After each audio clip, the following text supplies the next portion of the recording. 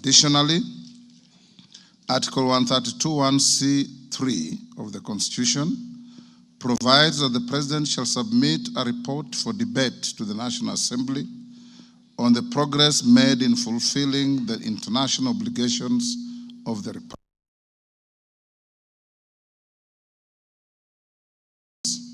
By way of a message to the House, His Excellency the President conveyed his desire to address a joint sitting of the Houses of Parliament today, 21st November 2024.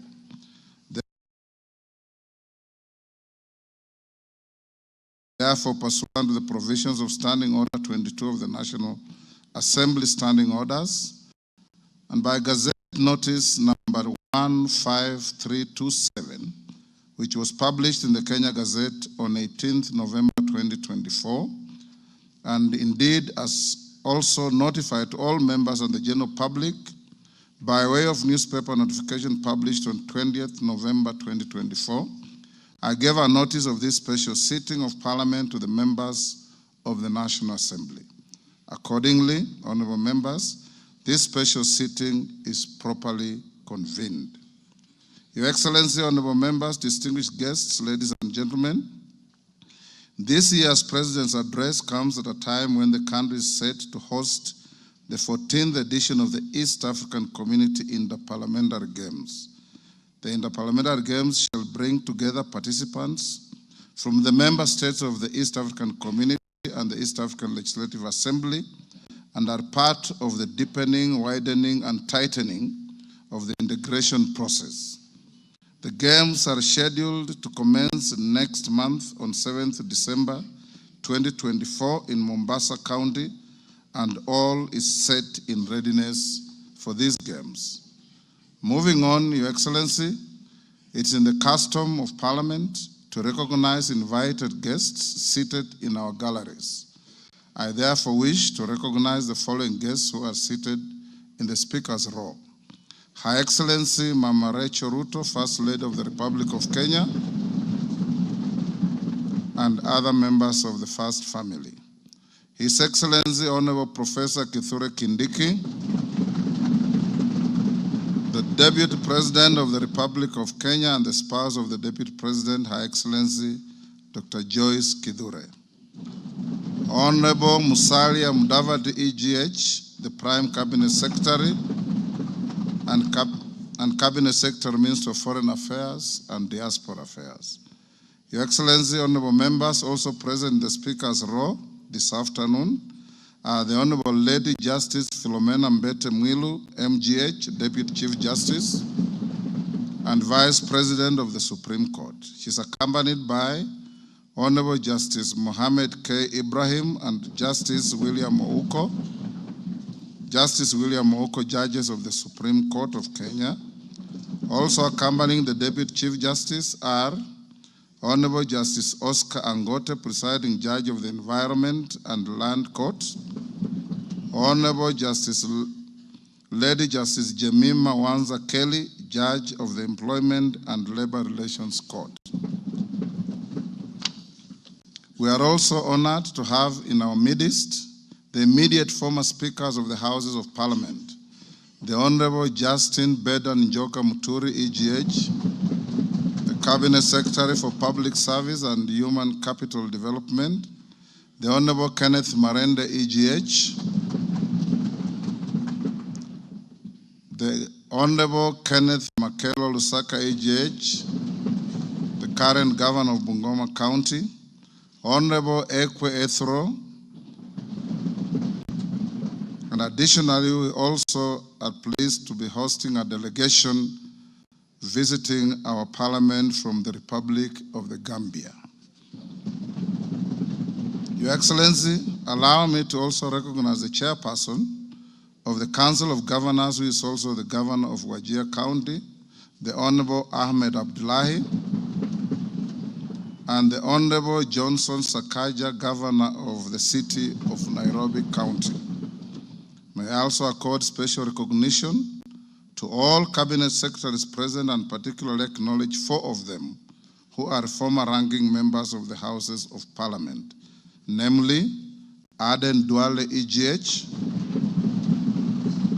former leader of the majority party in the National Assembly, Honorable Onesimus Murkomen EGH, former Senate Majority Leader, Honorable John Badi EGH, Honorable Opio Wandai EGH, both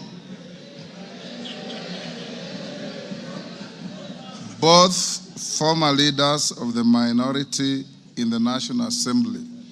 I need not mention that His Excellency the Deputy President is a former leader of majority in the Senate. I also acknowledge the presence of Mr. Felix-Kosgei, Chief of Staff and Head of the Public Service, Principal Secretaries, members of the Diplomatic Corps, and heads of constitutional commissions and independent offices and state corporations present. They are all welcome to the House of Parliament. Your Excellency, I wish to make a special welcome to Parliament and mention the Chief of the Kenya Defence Forces, General Daniel Kahariri, who is present, and the respective service commanders, the Inspector General of Police, and other leaders of our disciplined forces who are seated at the Speaker's row. Parliament is grateful for your distinguished service to our great nation. To all invited guests, we say karibuni sana kwa bunge letu.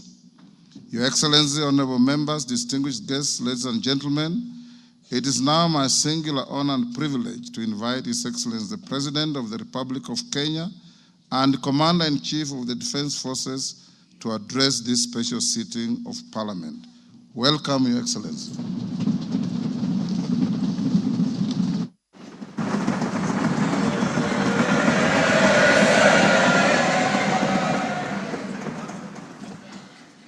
Thank you very much, Mr. Speaker. The Honorable Speakers of Parliament, the Honorable Members, distinguished ladies and gentlemen, I'm honored to address you today in the fulfillment of the mandate vested in me under Article 1321C of the Constitution to report to you and to the people of Kenya on the measures we have taken and the progress we have made in realizing our national values and principles of governance, and to submit to you, honorable members, the progress made in fulfilling our international obligations. Since my last address, Kenya has undergone rapid change, occasioned by the collective awakening of the people in the understanding that the state of nation depends on the work we do individually and collectively. This realization extends not only to what we choose to undertake, but also to how we go about securing careers, livelihoods, and contributing to the grand enterprise of nation building. There has never been doubt, and now there is none whatsoever, that Kenya is a land of bold ambition, with our citizens always desiring and insisting on the best possible standards, not only for themselves, but also for their families and for our nation.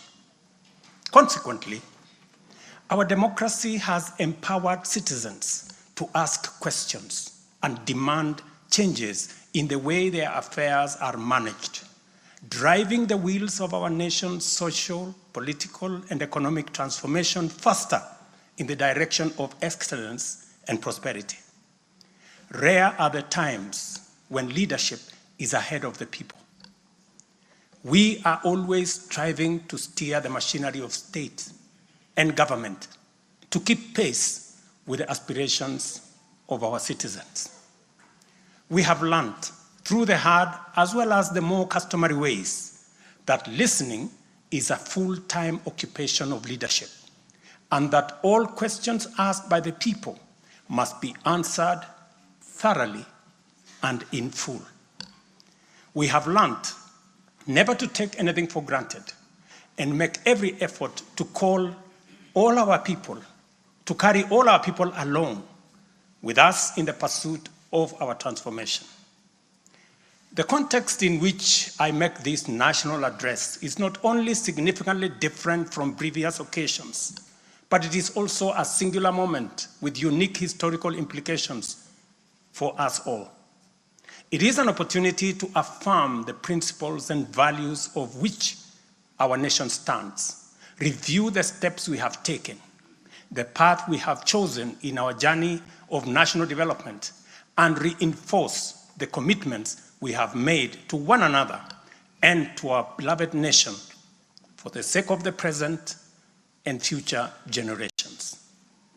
I do not take this for granted, and with utmost respect and humility before this august assembly of the people's elected representatives, I desire to respond to the most pressing concerns that have been raised by Kenyans of all walks of life in recent months. To my understanding, the concerns and issues voiced by millions of Kenyans about the state of our nation deserve meaningful engagement, thorough understanding, and thoughtful response. There are discussions about whether leaders understand the pain, hardship, and struggles endured by countless citizens every day as they strive to make ends meet, and whether the government is doing anything about it.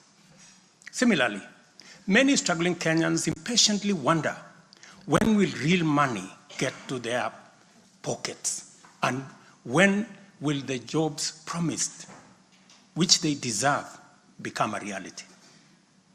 Additionally, there has been conversations about our education system, particularly the transition to the competence-based curriculum, and whether policies in this sector are working for or against Kenyans. Important questions have also been raised concerning the direction of development in relation to democracy, human rights, and fundamental freedoms, as well as the rule of law, transparency, and accountability. Another more direct question that emerges every now and then is whether public policy in this administration is in furtherance of service delivery to citizens or just in aid of political strategy. It is undeniable that for many Kenyans, times are hard and the struggle to meet their daily basic needs remains daunting. It is also true that these conditions have persisted for a number of years now, leading to much frustration and anxiety. Although we have gone a long way to mitigate some of these difficulties, much remains to be done, though we have laid a firm foundation for decisive intervention. I believe that it is critical for us to bear in mind that this administration was inaugurated at an extremely difficult time, characterized by domestic challenges, compounded by regional and global security, geopolitical, financial, as well as climate dynamics. As a result, in 2022, the country's total debt burden was not only immense, but it was also stacked up in the most burdensome manner, leaving very little room for investments in public service or development of critical infrastructure. The prices of basic food commodities soared as a result of a combination of prolonged drought, declining local productivity due to inadequate support, and disruptions in the global supply chain caused by the war in Europe. Kenya faced a crossroads of extremely difficult choices, where defaulting on our obligations would have significantly worsened an already perilous situation, and more borrowing was not an option. It was therefore essential for us to drastically reduce expenditure, mobilize as much as possible resources domestically, and curtail waste. As I informed the nation then, matters were going to get more difficult before they could get better. And we all had to tighten our belts and work hard under very unforgiving conditions. We had staked the fate of our ambitious bottom-up economic transformation agenda on easing the stress that the economy was in and the strain citizens underwent, while creating room for the implementation of our transformative interventions. Members, I give this background to underscore two very important facts. First, we haven't been watching helplessly and doing nothing as adversity took a toll on the economy and undermined the livelihoods and well-being of the people. On the contrary, we have been working tirelessly to steer the country away from the brink of unprecedented economic collapse and onto a more promising trajectory. The second point is that while we may not be where we would like to be, we are certainly not where we were 2.25 years ago. At the same time, the cost of living was substantially high, with prices of basic commodities beyond the reach of many households. Today, I'm proud to report that the macroeconomic indicators point to a positive turnaround and an upward trajectory. Allow me to highlight a few milestones that underscore this progress.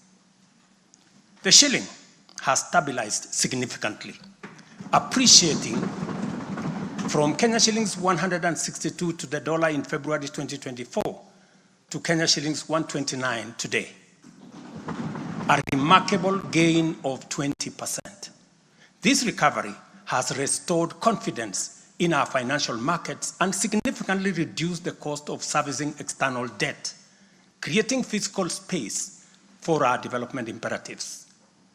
Inflation has declined dramatically from 9.6% in September 2022 to 2.7% in October this year, the lowest rate in 17 years.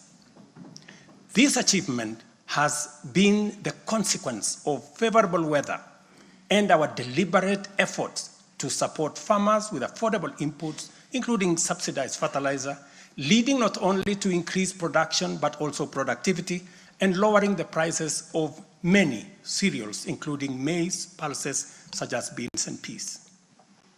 Our foreign exchange reserves have surged by US dollars 2.4 billion to hit a new record of US dollars 9.5 billion, providing a 4.8 month of import cover, the highest in 10 years. This resilience yields us or shields us from external shocks in the global economy and restores investor confidence. Ladies and gentlemen, interest rates are also trending downwards, reducing borrowing costs and freeing up fiscal space for growth-enhancing initiatives by business. Tax revenues have grown by 11.5% in the year to June 2024, reflecting the success of our tax-based expansion measures. The economy continues to grow steadily, recording a 5.6% growth rate in 2023, among the highest globally. We project 5% growth this year and 5.6% growth next year. Honorable members, our efforts to secure food security and stability are already bearing fruit. Since February, we have distributed subsidized fertilizer to 6.45 million registered farmers in 45 counties, enabling them to increase their yields. And this year, we have procured and through e-vouchers distributed 7 million bags of both planting and top dressing fertilizer to boost food production across the country. This intervention will see a projected increase in maize production, for example, to a record 74 million 90 kilogram bags. We have also concluded long-term agreements with 11 suppliers of assorted fertilizers so as to make this commodity available all year round. Fertilizer for the long rains season will be stocked in outlets nationwide, ensuring our farmers are ready to plant, grow, and produce.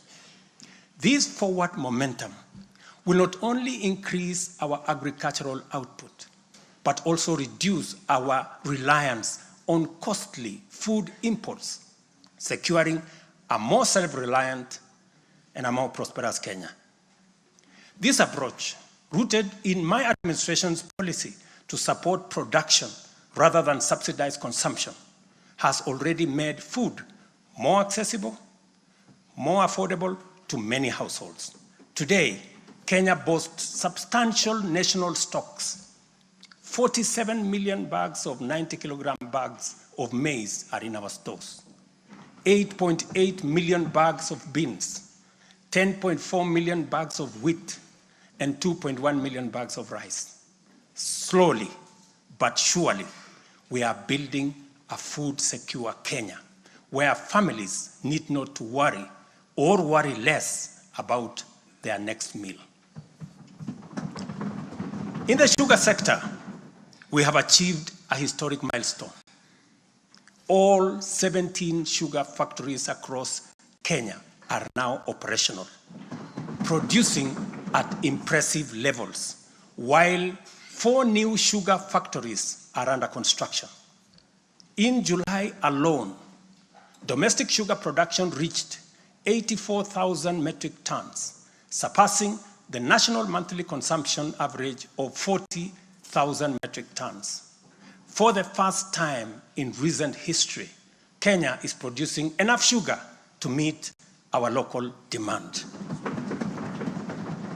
This success is attributed to many factors: subsidized fertilizer for sugarcane farmers, an additional 500,000 acres that has been brought under production, and improved management of the sugar sector, which have revitalized production and brought the industry back to life.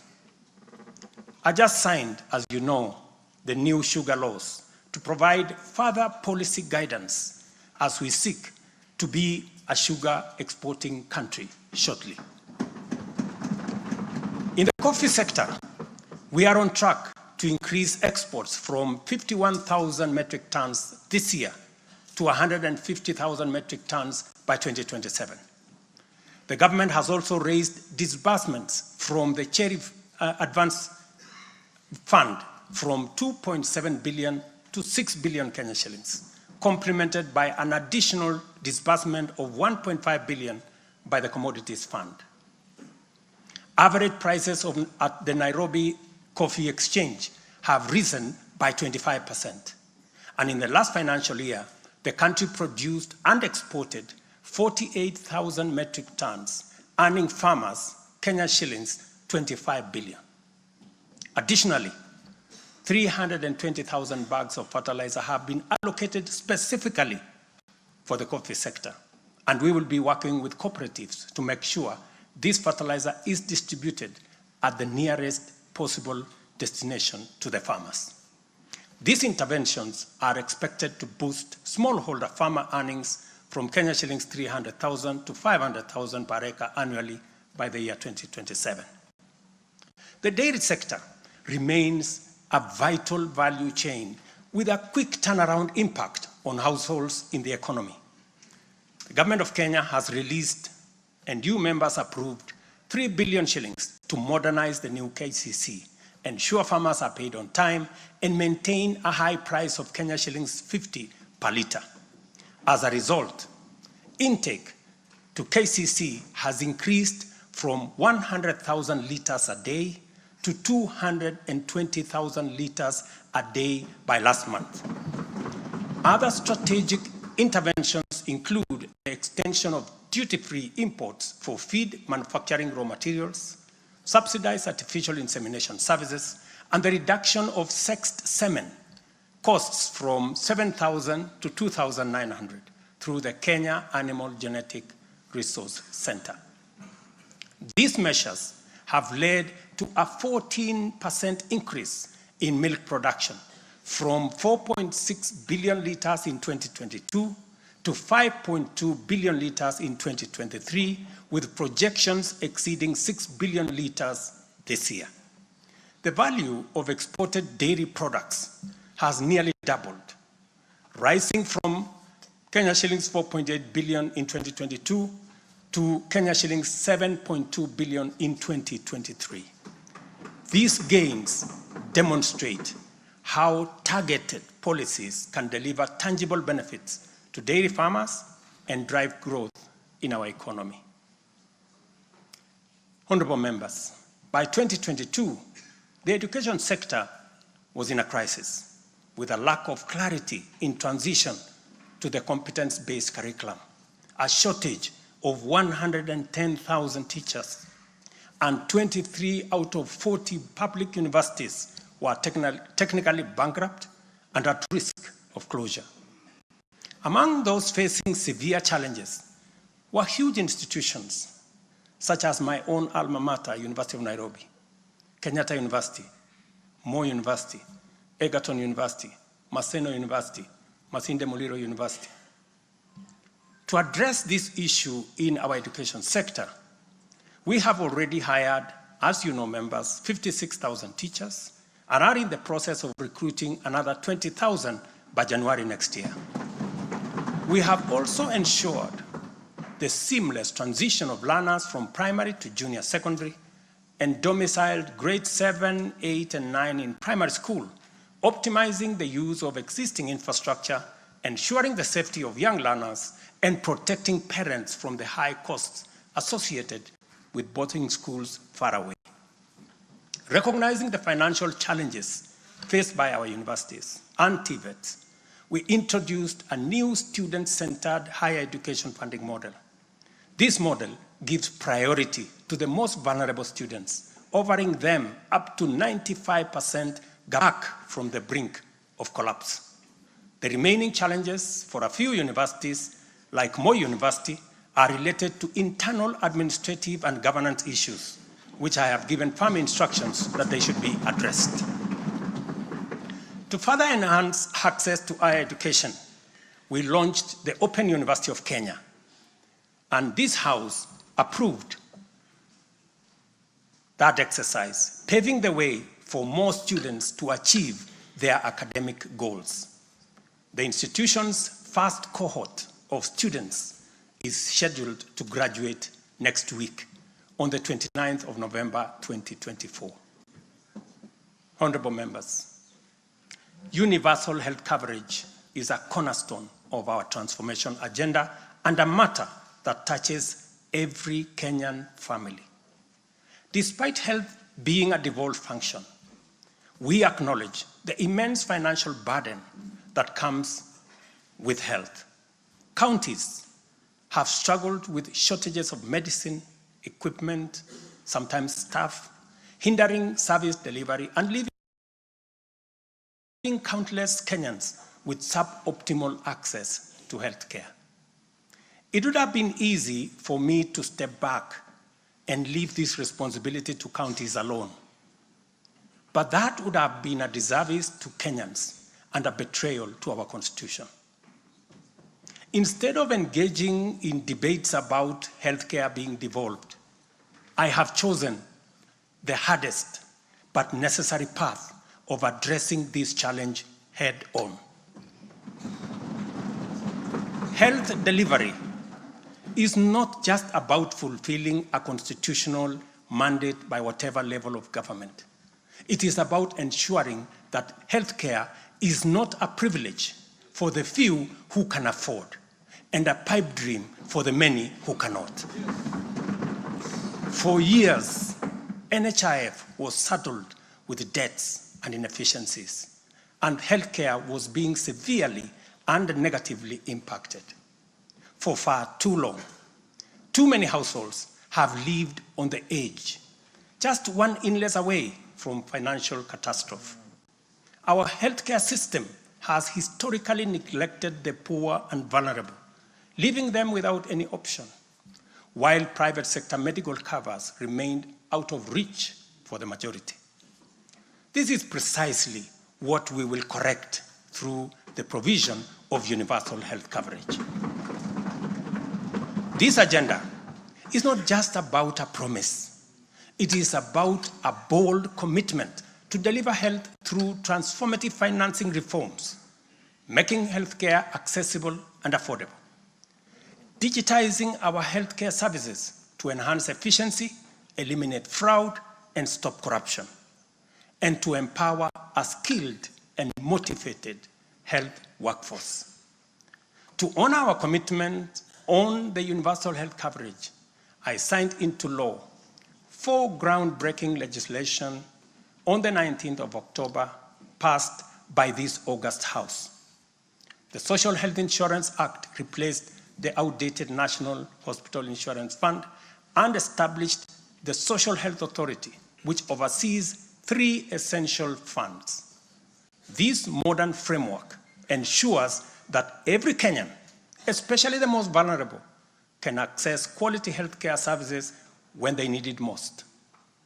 The shift from the National Health Insurance Fund model to Taifa Care is fundamental and radical in both scale and character. NHIF, if I give you a bit of example, NHIF served a few salaried Kenyans and those who could afford to pay. But Taifa Care covers every Kenyan, regardless of employment or financial status. Secondly, despite serving a limited class of citizens, NHIF nevertheless accumulated billions of shillings of debt because of misalignment between contributions and the actual cost of healthcare. Taifa Care has undertaken an accurate costing of all healthcare-related goods and services in order to provide timely, effective, and efficient service to every Kenyan that is affordable. Additionally, the NHIF had a waiting period lasting between registration and eligibility for service.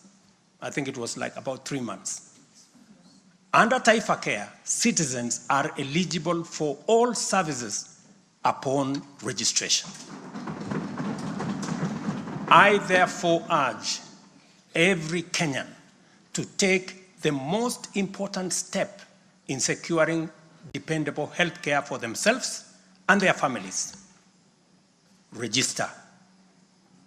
Register now or at the earliest possible opportunity.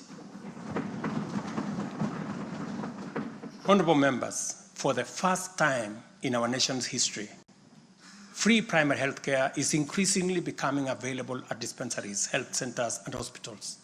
Ambulance and emergency services are also slowly but surely being made available at no fee. Under Taifa Care, we have introduced a comprehensive benefits package that brings specialized care, such as cardiothoracic surgery, within reach for many Kenyans without the burden of financial strain. Through the Digital Health Act, we are revolutionizing healthcare delivery. Every step of the process, from registration, eligibility checks, to claims is now digitized. By eliminating unnecessary human interaction, we are tackling corruption, reducing inefficiencies, and ensuring that resources are used where they are needed most. As a result, the good news, SHA will pay all October claims in full by next week. And it will continue like that going into the future. To date, over 15 million Kenyans have enrolled in Taifa Care, and more than 60% of employers have successfully transitioned into its framework. The newly established Social Health Insurance Fund empowers citizens to contribute towards accessing a broad range of healthcare benefits. This represents a seismic change from the old reactive healthcare model to a forward-looking system that prioritizes prevention and preparedness.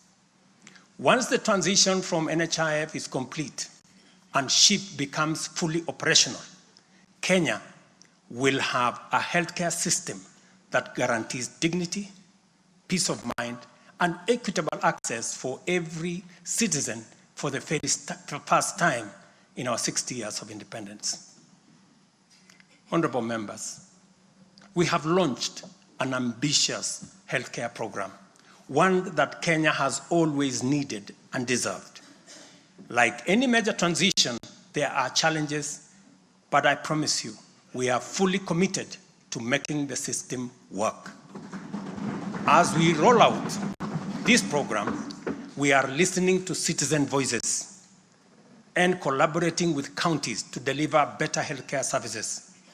Through the Facility Improvement Fund, which you in this House passed, we will ensure that hospitals are equipped with the tools they need, medicine, equipment, and other resources necessary to provide quality care, while involving citizens in decision-making at every facility. We are now doing the heavy lifting, clearing decade-old debts, ensuring access to medicine and equipment, and stabilizing a system that had failed too many for too long. We are building a healthcare system that serves every citizen with equity and dignity. Over the past month, we have disbursed Kenya shillings 5 billion to settle historical debts owed to the public, private, and faith-based medical facilities, some of which have been pending for over a decade. Another 3.7 billion will be disbursed tomorrow. This underscores our commitment to ensuring uninterrupted delivery of healthcare services, and we will continue to clear the remaining balances in a phased-out approach over the coming months. This sustained effort aims to restore confidence in the healthcare system and ensure seamless access of quality services. Honorable members, there is a compelling body of data projecting that not only is the future of humanity urban, but also that Africa has the fastest rate of urbanization. Kenya is no exception, and in fact, many of our counties are urbanizing rapidly. Dear Kenyans, we have a date with an urban future, and the only choice we have is what this urban future will look like. Will it be characterized by decent, dignified, safe, and livable neighborhoods and communities? Or will it be haphazard, unsanitary, unsafe slum dwellings? This is the fundamental question that our affordable housing plan seeks to answer. Kenya has a serious housing deficit, and the cost of housing is beyond the reach of the majority. While the social and economic efforts of this shortage are far-reaching, rent as a component of the cost of living is unsustainable.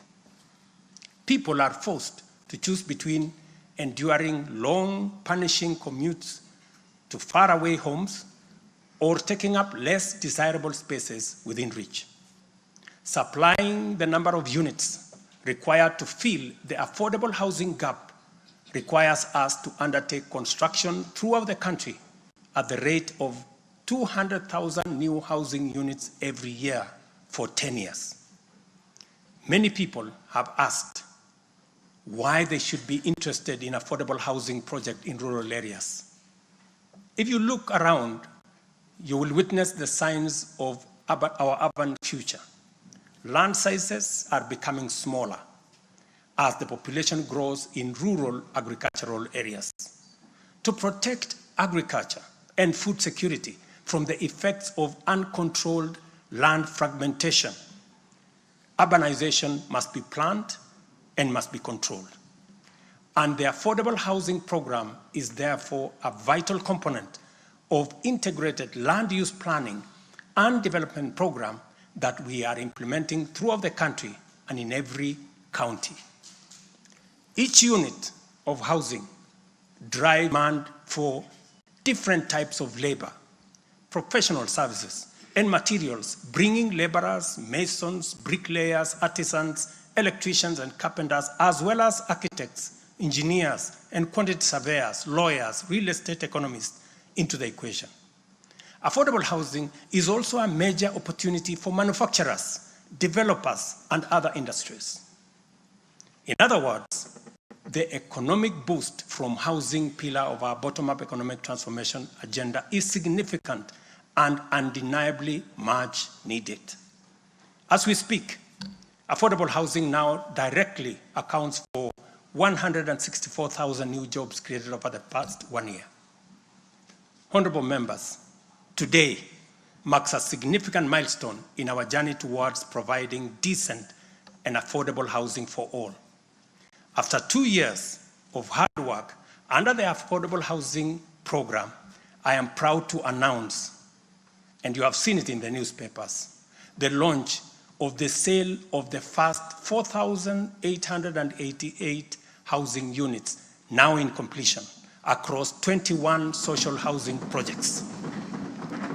These units, comprising studios, 1-bedroom, 2-bedroom, and 3-bedroom homes, are tailored to meet the needs of our people, offering 1,041 social housing units, 2,133 affordable housing units, and 1,714 affordable middle-class housing units in 24 counties. I invite every Kenyan above the age of 18 to join this historic journey towards home ownership. Guided by our principle of fairness, one ID, one house, every eligible Kenyan is encouraged to express interest, visit these developments, view the show houses, and engage with on-site staff who are already too willing to assist. The allocation process will be transparent and equitable, ensuring that every qualified applicant has an equal opportunity to own a home. Honorable members, as part of the government's endeavor to build a nation grounded in intergenerational equity, opportunities, and empowerment for all Kenyans, we have made significant strides in implementing another key pillar of our manifesto, labor migration. This initiative seeks to harness Kenya's abundant human capital by creating meaningful job opportunities abroad, empowering our citizens, and positioning Kenyan talent on the global stage. Since July 2023, we have successfully facilitated employment of 105,367 Kenyans across multiple countries in a wide range of jobs. These opportunities span professional, semi-skilled, skilled, and unskilled sectors, including positions for nurses, teachers, and chefs. The National Employment Authority, the lead agency driving our ambitious initiative to create jobs opportunities for qualified Kenyans locally and internationally, currently has a role of 560,000 job openings worldwide. I have encouraged many members to participate in this space. Our focus extends beyond destinations such as the United Kingdom, Canada, Australia, Bahrain, Oman, United Arab Emirates, Germany, Saudi Arabia, Kuwait, and Qatar. We are also expanding our reach by actively negotiating bilateral labor agreements with new potential markets, including Russia, Poland, and Jordan. These efforts are driven by our commitment to open up new pathways for employment, ensuring that Kenyans are well represented in the global workforce. In the digital economy, we are expanding last-mile fiber optic connectivity using the extensive Kenya Power Transmission Lines network to the most remote and underserved areas of Kenya, and making significant strides to establish digital and ICT hubs. This has created a foundation for digital transformation, enabling IT economy workers, young digital creators, and entrepreneurs to access a wealth of opportunities locally and globally. By bridging the digital divide, we are empowering our youth to compete on an equal footing in the global market in Kenya's ingenuity and innovation. I congratulate members of this August House for being part of this grand digital plan. Your support, encouragement, and effort is duly recognized. We have also prioritized the empowerment of individuals within the informal sector by unlocking their potential through targeted investment. This includes accessible loans, capacity building programs, and programs designed to ease growth. A notable achievement is the partnership with the banking industry, which I participated in a month ago. This extended an additional 150 billion in loans to micro, small, and medium enterprises, complementing the government's efforts to nurture this vital sector.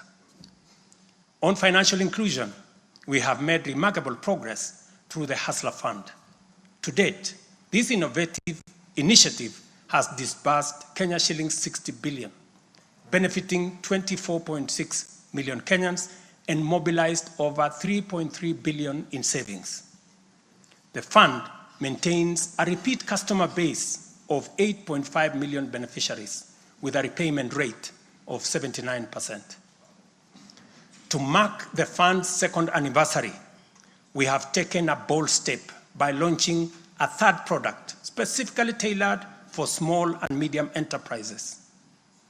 This new initiative will initially target 2 million beneficiaries who have demonstrated a strong credit history with the fund. By so doing, we aim to create a pathway for these entrepreneurs to transition into the formal banking system, thereby deepening financial inclusion and strengthening the SME sector. This milestone underscores our commitment to build a financially inclusive and economically resilient nation. The progress we have made has been possible only because the people of Kenya have been courageous, strong, determined, and patriotic. It has also been enabled by a number of early interventions under our bottom-up economic transformation agenda, and at the same time, created space for us to implement the agenda in full. As we proceed with implementation, we expect to quickly capitalize on the gains we have secured and invest resources in the economy with the emphasis on strategic pillars of our plan.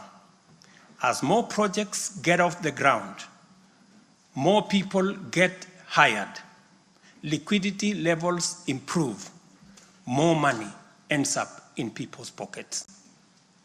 Honorable members, you know we are a democracy. Democracy is a founding principle and defining value of our nation. Democracy is hard-won, non-negotiable right, and guarantees freedom that we are proud of and must always defend. Our national democratic culture expresses itself energetically through robust discourse, boldly speaking truth to power, and holding leadership to account. It is a tradition of fearless expression and vigorous public participation. This is who we are, and there is nothing anyone can do about it. We understand, therefore, that protests are always legitimate and permitted by the Constitution. Protests are conducted by citizens who are peaceful and unarmed. Assemblies, demonstrations, and picketing to advance constitutionalism, increase accountability, and defend the rule of law are constitutional imperatives. Conversely, mobilization in pursuit of criminal agenda, chaos and anarchy are explicitly forbidden because we all have a duty to defend our republic, our constitution, and the rights of all people.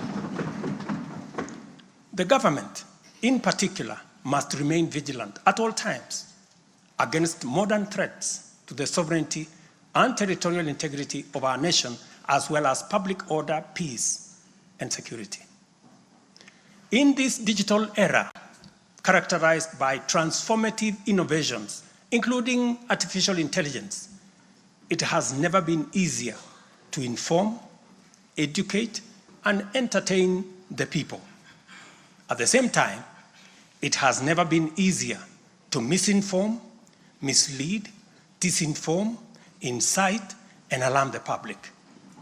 Criminals and subversive elements who infiltrate and hijack peaceful protests are a threat both to legitimate protesters and to the public. Incidences of violent criminality in the name of protests threaten the safety of innocent people, public assets, private property, and the social order. The tension here is stark. We have a democracy which we are proud of, must defend, and should deepen by all means. And at the same time, we have citizens whose lives, rights, we must protect, and a nation whose security, stability, and prosperity we must safeguard. The task at hand is complicated if citizens and state agencies dilute the distinction between the lawful and the criminal, the just and the unjust, thereby making it difficult to tell protesters and security officers from bandits, gangsters, and criminals. It is only by following the law that we are able to achieve our aims and apportion accountability properly. It should not be possible for robbers and looters to escape accountability by claiming that they were taking part in a protest. Likewise, it should not be possible for security officers to wound, maim, or even kill citizens and claim that they were engaging violent criminals. We all have a duty to make the necessary distinction and to do so clearly to protect democratic expression and guarantee public safety and security. I must now confront an issue of widespread concern regarding the relationship between citizens and the security services in the context of immense threat and intense political dynamism. Numerous allegations have been made concerning disappearance of people during protests. A number of these cases have been resolved, while others have been uncovered as fake news, undermining efforts to find genuine cases of missing persons. A good number of alleged disappearances have also turned out to be arrests made by police officers. In such cases, the suspects have been duly arraigned in court. I must, however, make it very clear that there is no attempt to justify or excuse illegal arrests. Such would be a serious threat to the life and liberty of citizens. I condemn any excessive or extrajudicial action which puts the life and liberty of any person at risk, including disappearances and threats to life. I urge all Kenyans with information about such cases to forward the information to the Directorate of Criminal Investigation and to IPOA, where they suspect members of the police service to be implicated. I am aware, for example, that many of the cases that have been raised are being handled by the Independent Police Oversight Authority, an important step in accountability and justice. Many citizens, as well as various organizations representing and championing women's rights and welfare, have expressed concern about gender-based violence and the increasing cases of killings of female victims by male criminals motivated by primitive expressions of gender-based brutality and impunity. Left unaddressed, these incidents will cause the women of our nation to feel increasingly unsafe, even in their own homes. This is both tragic and unacceptable. it also complicates, in disturbing ways, the struggle by Kenyan women for inclusion, for equality, for dignity, social justice, their rights, their protection, a section of our society that has been marginalized for a long time. I am aware that most of these cases of murder of women by men have been investigated and prosecuted. It is my hope that in due course, those found culpable will face the full force of the law. Members, it is time for each of us, political leaders, public officers, religious leaders, traditional institutions, and family members, to do our part in raising boys into morally upright men who will never need to affirm their masculinity at the expense of women. But instead, contribute to making our society just, safe, equal, and inclusive. I appreciate women leaders who have taken time to engage me and propose solutions to address this issue. I have held discussions with other leaders in government, and I have tasked the Deputy President to reach out and facilitate collaborative, broad-based, and multi-sectoral deliberations and recommend effective and radically transformative and affirmative action within the next 6 months. This Parliament will recall, in my tenure, I engaged the leadership of both houses with recommendations on a working formula to actualize meaningful inclusion of women in national leadership. We must seriously question the drivers and the motives of resistance and reluctance to take the next step in actualizing the 2/3 gender rule. We must call out those who continue to sabotage this right of women to contribute to the governance of our nation. Women are not second-class citizens. They deserve equal representation at all levels.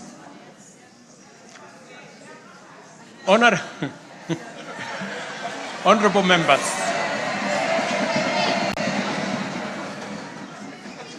without a doubt, honorable members, without a doubt, every shilling of our national revenue matters and must be used to deliver maximum value to Kenyans. Wastage, corruption, and the abuse of office are grave risks to national transformation and a direct threat to the well-being of the people. I have given my full commitment to serve as a responsible steward of public resources. To begin with, I have championed the automation and digitization of government services and revenue collection to promote transparency, seal loopholes that lead to revenue losses, enhance accountability, and eliminate opportunities for corruption, therefore improving efficiency, transparency, and integrity. I am delighted to report to this House on the dramatic improvements we have recorded by automating and digitizing our revenue collection and service delivery through eCitizen. We have so far digitized 20,855 government services, up from 350 in 2022, representing an increase of almost 6,000%, while we have significantly improved revenue collection. Take the case of Kenya Wildlife Service, whose total revenue for the year ending June 30th, 2023 was 5.3 billion. But after implementing a digital revenue collection system, the revenue grew to 7.6 billion in the year ending June 30th this year, representing a 43% increase. This initiative alone has firmly put KWS on the path to self-sufficiency, freeing the corporation from reliance on exchequer support. I commend the teams at KWS, as well as all other government institutions that have leveraged technology and the digitization process to improve revenue collection. Under the Digital Health Act that you members passed in this House, we are determined to enhance efficiency and transparency provided by technology in the provision of healthcare services to eliminate fraud and fake claims. Tax revenue mobilization by the Kenya Revenue Authority, starting with its customs revenue system, is equally being worked on to ensure that revenue leaks are eliminated. Because corruption is a serious risk to social justice, sustainable development, and national security, and the bottom-up economic transformation agenda, I am harnessing our working relationship with other arms of government to encourage the judiciary and parliament to enhance integrity and efficiency by adopting digitization and automation.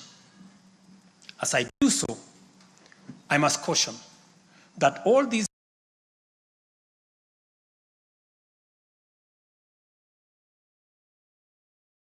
measures will only achieve intended results if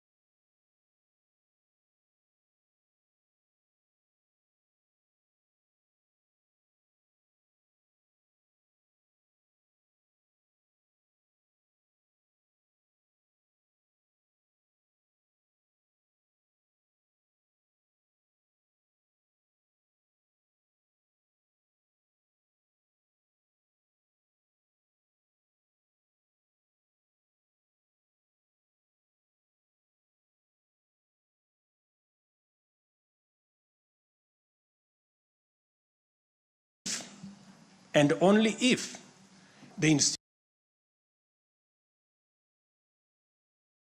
institutions charged with combating corruption and promoting efficiency and integrity stop hiding behind the transparent screen of independence, the people's expectation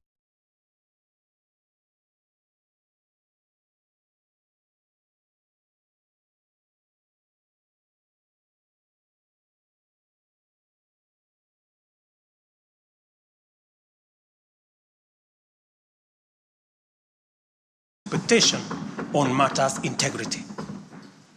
Let me say this. It cannot be the case that the Director of Public Prosecutions keeps dropping cases because somehow they are unable to produce witnesses. It cannot also be the case that corruption suspects rush to court to obtain anticipatory bail that shields them from due process and enables them to compromise investigations. There is also no reason for corruption cases to drag in our courts for years, when the same courts are able to determine election petitions and related disputes within 6 months. Members, it is also unacceptable for the Houses of Parliament to deny the nation a much-needed instrument in the war against corruption by continuing to sabotage the passage of the Conflict of Interest Bill.